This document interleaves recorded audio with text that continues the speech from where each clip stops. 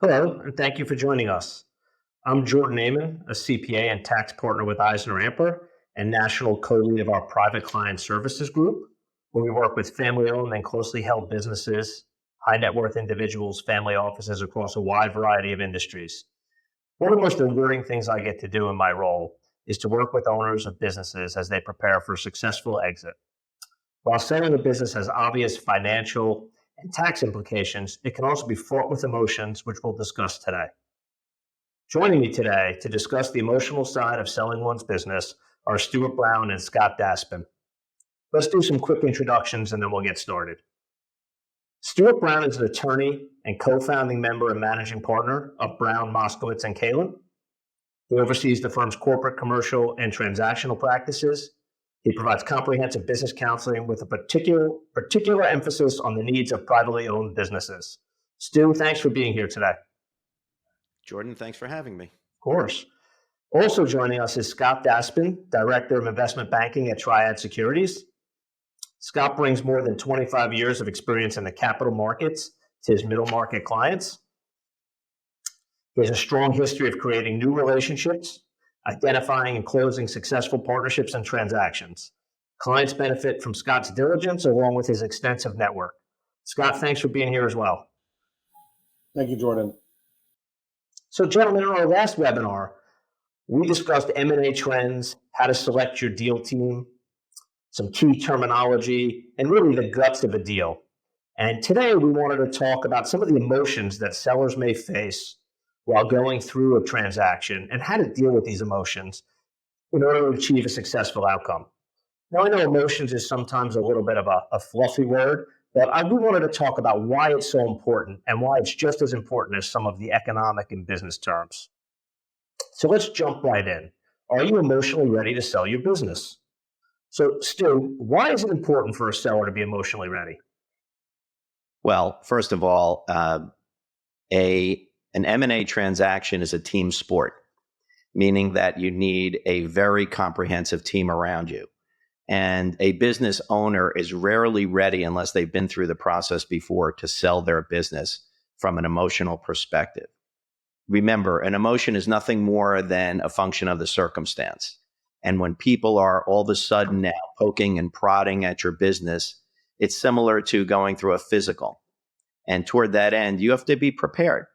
And if you're not, meaning you don't have the proper deal team around you, you don't have the proper frame of mind, it can be a very, very difficult process.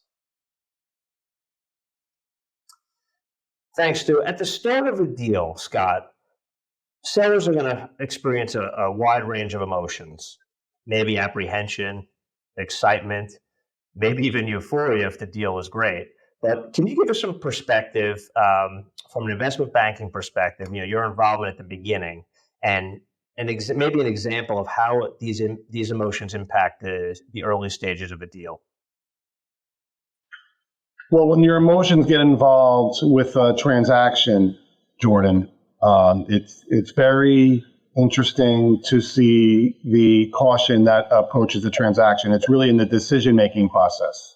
So when you're speaking to your advisors, banker, lawyer, accountant, you have to make sure that you feel comfortable that this person will be able to help you keeping the transaction confidential.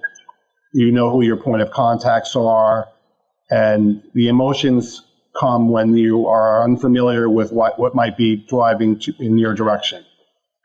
In a transaction, before you make a decision with many lower middle market companies that I personally deal with, there's family involved. And everyone knows that family can make a transaction more emotional. Thanks, Scott. So, one of the things that I see from my role as an accountant and an advisor is, sort of this toggle back and forth between excitement and apprehension. I'm ready to sell my business. I'm not ready to sell my business. I think I'm ready. I think I'm not ready, back and forth between that. And I think, Scott, what you mentioned about family and the emotions of other people that you have to consider as part of a transaction really plays a significant role. I had a client very early on in my career that's still a client. They've gone through a transaction, and I'll never forget, they told me very early on, we have 30 people 30 family members in our business. What is it that you think we talk about at Thanksgiving dinner? So being able to separate, not only the individual's emotions, but the family's emotions, I think is very important. And as an advisor, helping them do that and manage their emotions to achieve, a great outcome is very important. Stu, you mentioned the deal team and your advisors and the role that they play. Can you share with us, a story of how you've helped client manage through the early stages of a deal? Sure. I mean, look, there is no right or wrong time to sell a business. And oftentimes clients come to us and they say, you know what? I have great news. I had somebody come to me and they say they want to buy my business. And toward that end, there's usually some euphoria going on at that point in time. Somebody other than the business owner recognizes value in the business. But toward that end, the business owner also has this tremendous fear of the unknown. What's going to happen? What are the steps that I have to undertake? So what we try to do very early on in the process is educate. Because to the extent that there is less surprise, people are less, per se, anxious, emotional generally. So what we try to explain to people is A, this is not an overnight process. B, it takes a team. C, you have to put yourself at a certain point in time in the buyer's shoes to understand what they're looking for, because you cannot be offended when a buyer starts asking you, well, why did this happen? Or why didn't you do that? Remember, in the middle market, a business owner's business is effectively their child.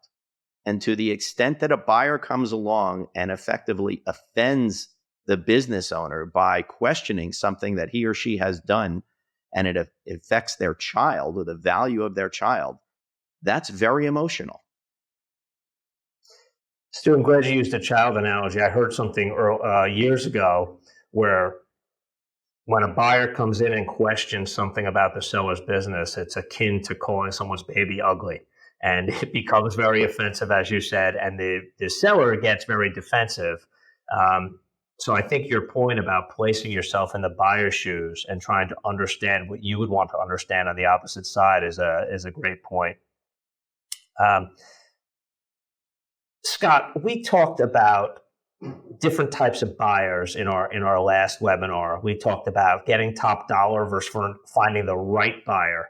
Can you talk a little bit in your role about helping a seller navigate through the emotions of maybe leaving a couple dollars on the table, but finding the right buyer to steward their business forward? Because as we mentioned, that business is usually their life's work and family. It's a very interesting topic that comes up in every transaction. The way that we usually can drill down into whether or not one buyer versus another buyer is appropriate is really the timing of where the owner would potentially be moving on or not working. Many owners are very involved with the growth and sales of their business. So to retire an owner immediately would actually affect the valuation, typically. And what's very common when you're speaking to sellers, it's very important that your advisors know what's normal and what's not normal in a transaction.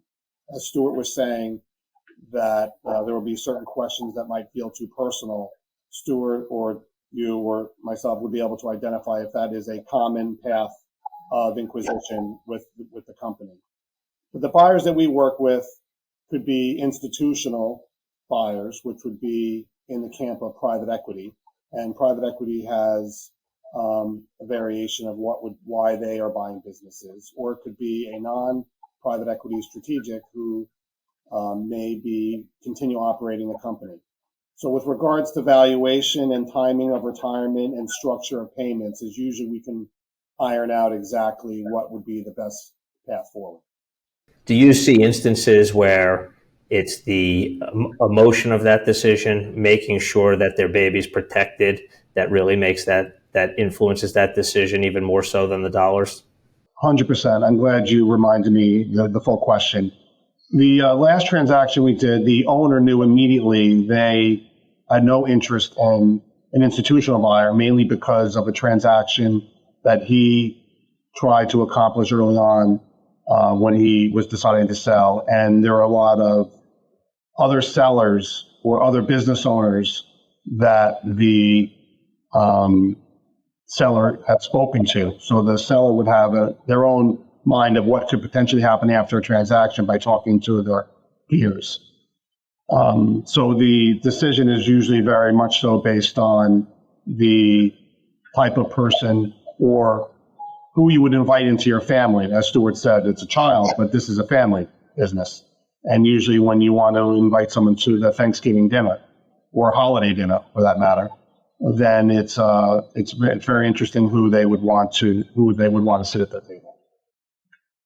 Well, it's not always a function. I'm sorry to interrupt you, but it's not always a function of what the buyer wants, right? It's often a function of what the seller wants. And I'll give you an example. We're involved in a transaction right now where the sellers or the purported sellers received an unsolicited offer from a strategic acquirer that's backed by private equity. And when the seller came to me and asked us to represent them, I asked him why they were interested in the transaction. Now, this is a husband and wife team. And the husband said, you know why I want to sell this business? I cannot stand dealing with my employees, but I want to protect every single one of them. Like, so what does that mean? You want to protect every single one of them? Well, but for my employees, he said, I would not have this business today, but I can't stand dealing with them. So it was a really interesting dichotomy as he explained it. And further to that, his wife chimed in, who runs the inside of the business. And she said, the reason I want to sell this business right away is because my daughter's getting married in March, and I'd like to focus primarily on the wedding, and I don't want to have to worry about the business. So you never know what the motivation is for a seller. And the buyer can take advantage of that oftentimes by saying, sure, we're happy to get this deal done very quickly. It's a sole source deal. So the seller has no idea what the true value is at that point. But you have to take each situation separately. So, Stu, I think that as we keep using the child analogy, every business is unique, just like every child. But we talked about how the employees in the scenario you just gave were a motivating factor, or a mitigating factor maybe. But we talk about employees in family-owned business. Many of them have been with the owners for 20, 30 or more years, and they're like family themselves. We've spent a lot of time talking about the emotions of the individual actually selling the business, but how did the emotions of the management team and the employees come into play? You touched on it briefly, Stu, with that story of want to protect the employees but don't want to deal with them anymore. As we're going through deals, especially in these early stages, it's often extremely confidential. There's very few people on the management team or of the employees that are aware of what's going on. How does the emotions of protecting that workforce, many of whom are like family, have shared life events? Scott, Stu, I don't know who wants to jump in on that, but how does that kind of factor into the seller's decision-making? Well, Jordan, which is very interesting, and Stuart, I love the way that you phrased what the buyer wants to accomplish. And it is important for the advisors to understand both sides, and that's how they can navigate the process, probably with a little bit more expertise.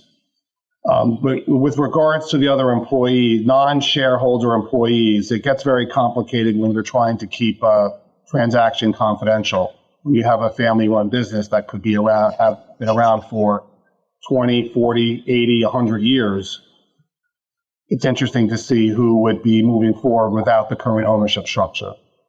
So, many transactions that I do, the non-shareholder employees are not aware of the transaction until after it's complete, because the transaction may not complete and you don't want to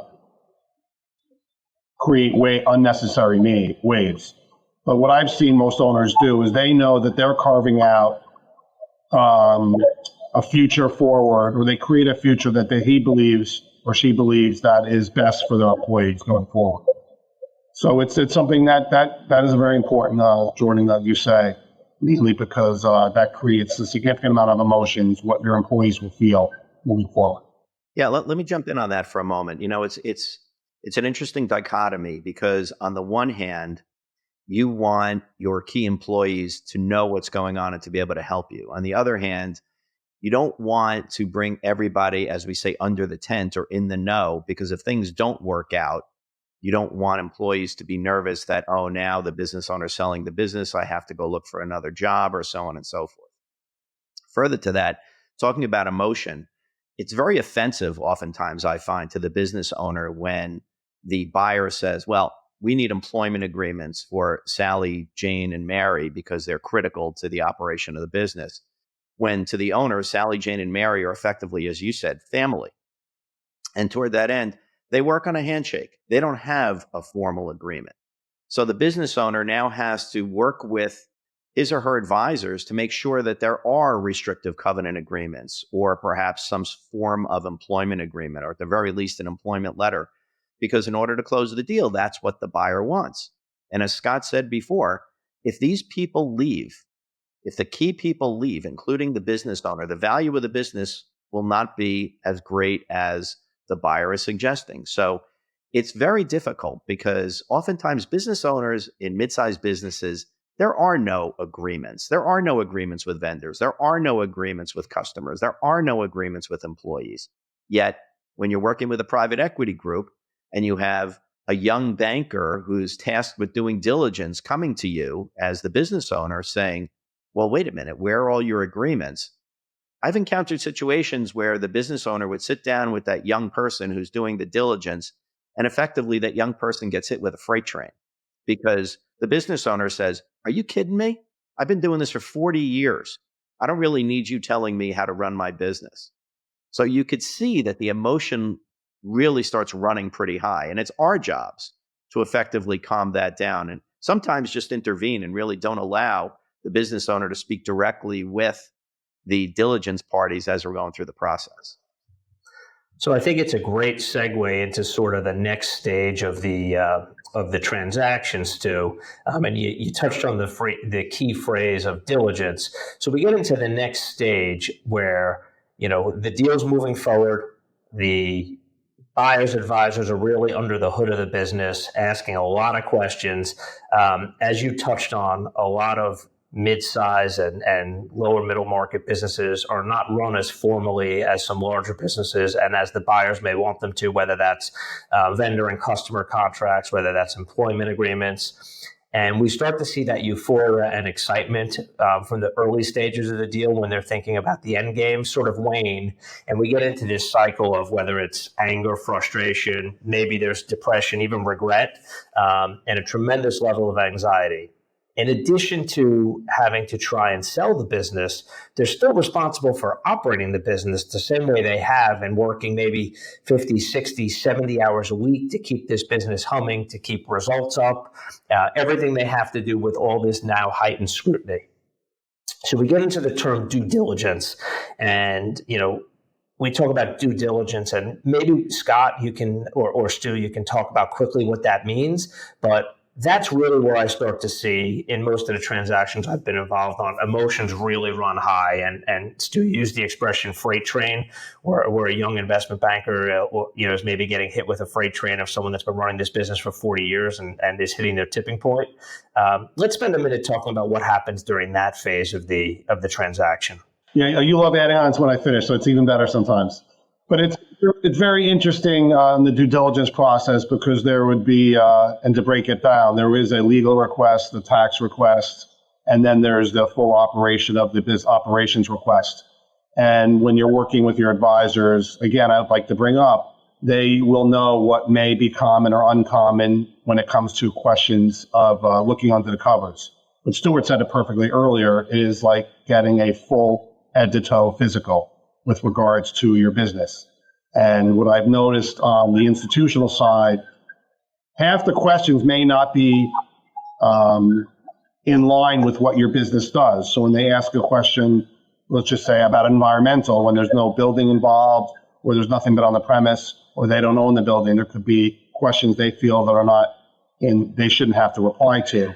But then there's your advisor will hold your hand, and the buyer will tell you what you could mark down as not applicable for your particular situation. You need to be very organized prior to a transaction. and you need to have access to documents you may have not looked at for more than 40 years. Yeah, that's a really good point, Scott. We've been involved in many due diligence calls and meetings. First of all, let's just define due diligence. It's effectively discovery. It's a way for the buyer to really, as Scott said, get under the hood, understand exactly what's going on in the business in detail. And oftentimes it's not just for the buyer. It's for the buyer's lender. It's for the buyer's counsel. It's for the buyer's accountant, just so that the buyer has a full picture. And toward that end, the seller has been running her business for the past 40 years, and she knows exactly what's going on in the minute. But she may not remember what happened, much less 20 years ago, even a year ago.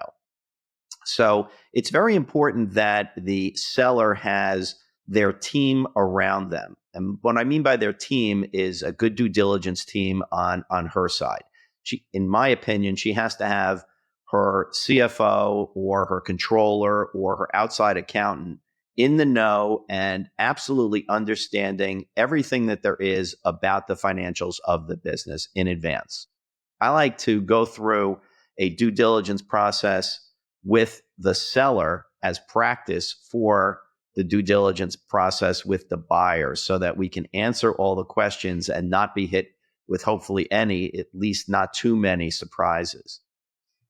Years ago, I was involved in a transaction where we'd set aside several hours for a due diligence call. This is before Zoom, so it was a call. And on the call, I kid you not, there were 14 attorneys on the buyer side of the equation. Every discipline was on that call, and every discipline had about 20 minutes. So the lead M&A counsel for the buyer was acting as a moderator. And I was sitting in the room with my client on the speakerphone, and he was bombarded with questions. Talk about environmental. There was an environmental attorney, an environmental consultant for the buyer, asking him about the various documentation and the investigations that were done when he purchased the building like 23 years earlier. I can tell you definitively he was not happy with those questions. So at the end of that call, which probably went 3 or 4 hours after 14 different disciplines, he was both emotionally and physically exhausted. So from my perspective, I learned a lot from that. I will tell you that every single time we go through a process now, we make sure that the seller has all the information available to him or her. And if he or she is not comfortable disclosing that information, then they have the appropriate person available to do so. And B, we break it up into segments so that that person is not being bombarded by, in that case, 14 different attorneys or professionals hitting them up in one day. I think, Stu, we've all lived through some of those calls and we're the owners, so you can see increasing frustration at some of the detail of the questions. Sometimes they're not applicable. So as you mentioned, and as you stated, Scott, before, it's our job to sort of intercede and be in between as advisors to make sure that the relevant questions are being answered, and the things that are superfluous or the things that need to be prepared for, whether it's documentation or additional research because something happened when, so-and-so's mom was running the business as opposed to when they're in charge now, that we have that information available and ready so that the process goes smoothly and sort of keeps the emotions, from running hot. So the due diligence phase, it stretches on for quite a while. Scott, you mentioned, and Stu, you mentioned the different disciplines, whether it's tax or legal, environmental, employment, whatever it may be. From the tax side, oftentimes we're involved, and our job is to speak with the buyer's accountants, make sure that we're taking the things that aren't applicable off the table, and really discussing the key areas of risk from the buyer's perspective. And again, oftentimes, this is an area that the owners are not comfortable in. They rely on internal and external advisors in the tax and accounting arena. So it's our job to play the role of expert and keep the owners sort of at bay and let them run their business and focus on the things that they have to. Well, Jordan, the other thing that you in particular do very well is manage expectations. If you go into a deal and a buyer says, well, I'm going to provide you with, make up a number, $30 million for the sale of your business. Well, that's what the seller hears, and that's what the seller thinks the seller is going to receive. From my perspective, I know Scott would agree with me on this. It's very important that early on, you bring in your qualified accountant to come in and say, okay, if the gross selling price is $30 million, what are you going to net at the end of the day? After you pay taxes, after you pay all the fees and expenses, what are you actually going to get? Because managing the seller's expectations is critical. Nobody wants a seller to be upset at the closing table because that person is only getting X dollars when they thought they were going to get 30 million. So I think that's a terrific point, especially the part about the accountants playing the most pivotal role in this deal. I'm not going to argue with you there, but I think it is vitally important at the beginning to set those expectations. And we spent a significant amount of time sort of walking through the deal structure and putting a roadmap or a template together so that as each kind of deal term comes through and there's pieces of negotiation, that the sellers understand what the impact is on their bottom line. Because as you mentioned, whatever number they get stuck in their head at the beginning is the number they expect. They actually expect a little more, but that's the number that they expect to come through at the end of the deal. I will tell you that as seller's counsel, almost always I suggest that the seller undertakes a sell-side Q of E, which doesn't have to include the actual report, but as long as the data book is prepared, and I know we're getting a little granular, but as long as the seller's accountant puts together the roadmap for the buyer to do its quality of earnings test or report, I think the seller is so much better off.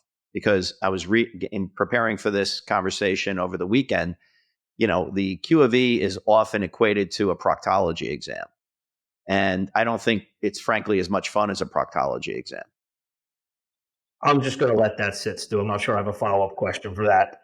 Well, one other thing we didn't touch on with regards to, it's interesting when you do the quality of earnings, and just want to make sure we continue talking about emotions. But when you're selling your business, there might be some expenses, depending on the structure, that may not move forward in a transaction.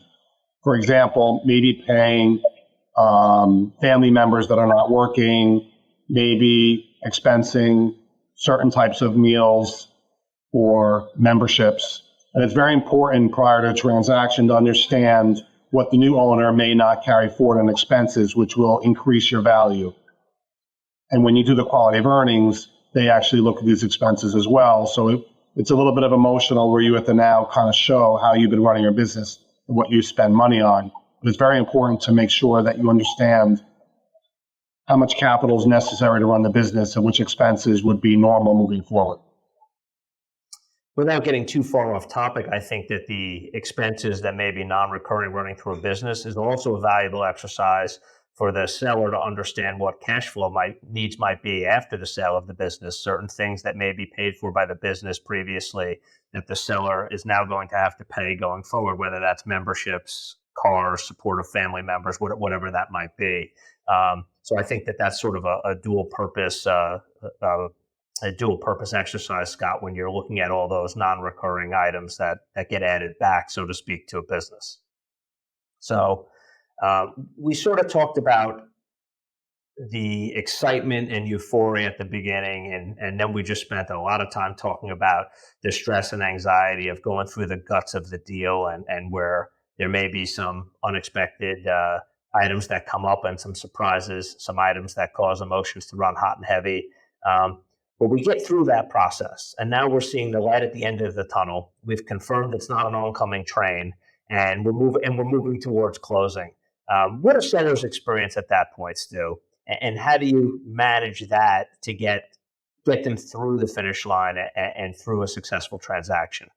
Well, there's usually a sense of excitement, excuse me, as we get towards the closing. One thing that we have to address, though, as we get close to closing is the sense of remorse. What is a seller going to do when that business is no longer in their lives? Remember, oftentimes the business is the reason that that person wakes up in the morning. They don't have hobbies. They don't have outside interests. This is their life. So To say to a seller, hey, congratulations, using my example before, you're now going to have $30 million, go enjoy yourself. That person may have a very empty life, notwithstanding that they have a lot of money. So oftentimes you find some seller's remorse as we get closer to closing. In fact, years ago, I was at a closing where we sold a very large refrigerated foods company to a very large food company. And we got to the closing table. Everything was done in effect. The seller came to the table, and when it came to sign in pen, this is how long ago it was, the seller started to cry and walked out of the room and said, I can't do it. So we spent probably several hours. We went to lunch, we relaxed, we had a very serious, frank conversation about what that person was going to do on a going forward basis.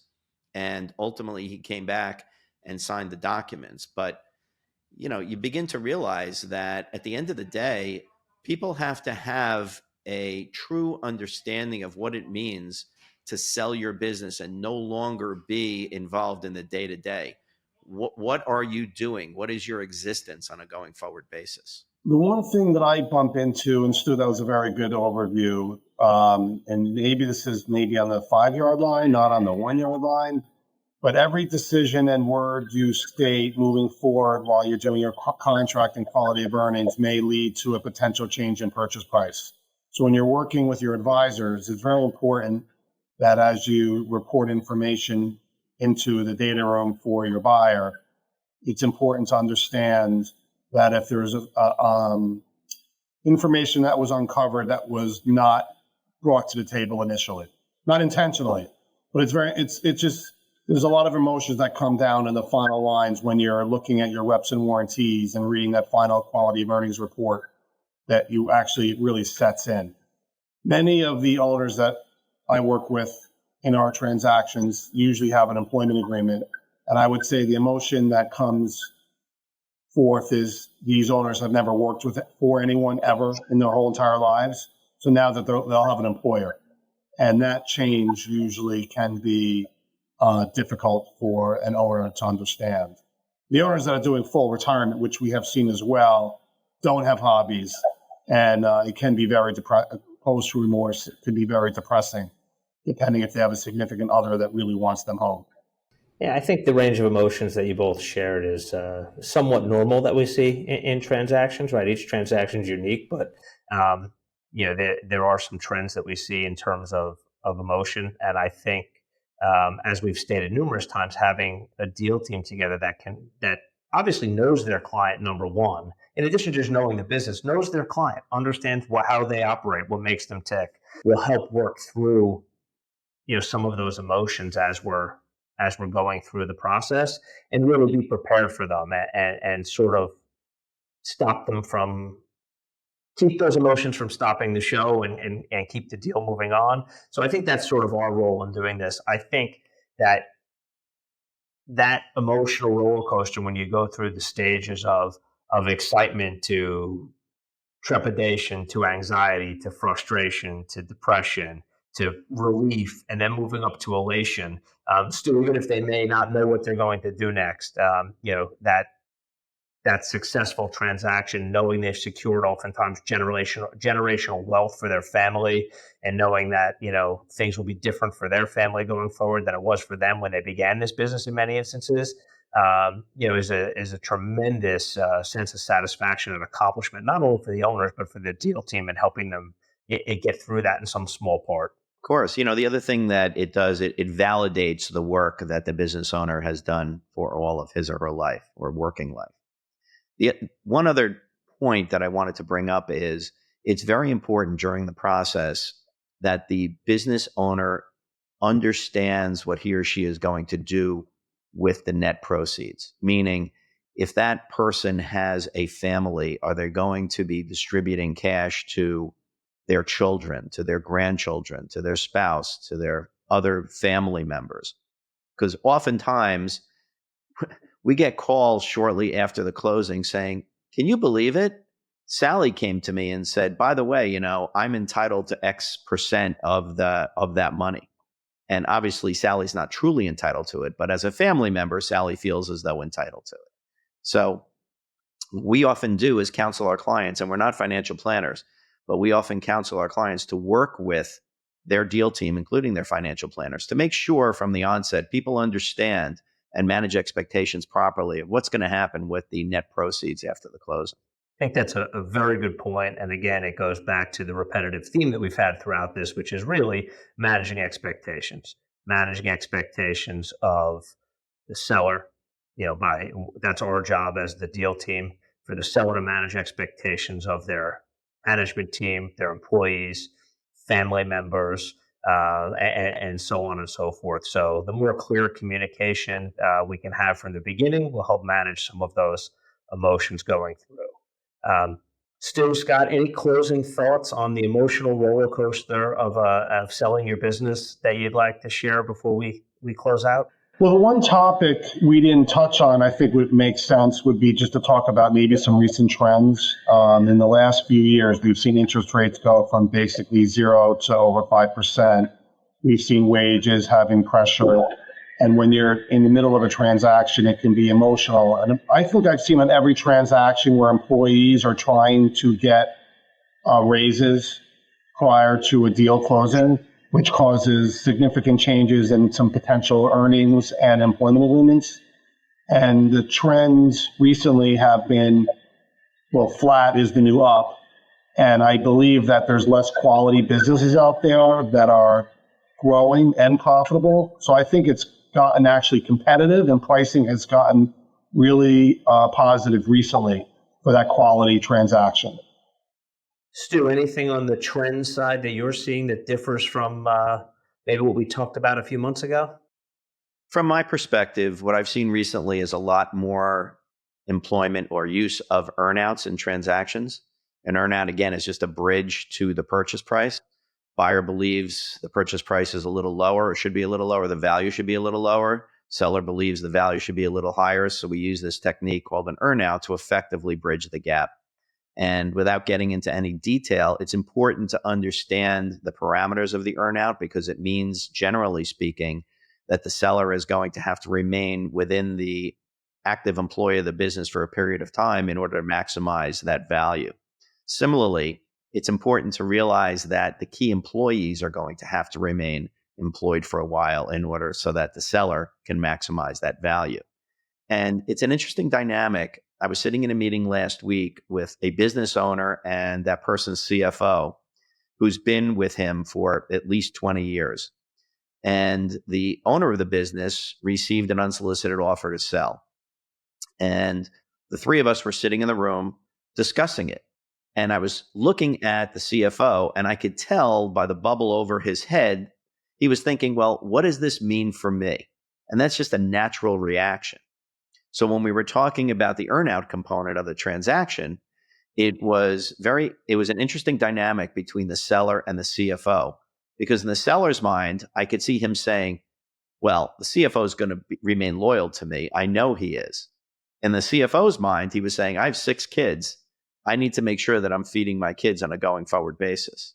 So I tried to bridge that gap by opening up that conversation. And it was really very interesting, because that's exactly what they were both thinking from different sides of the equation.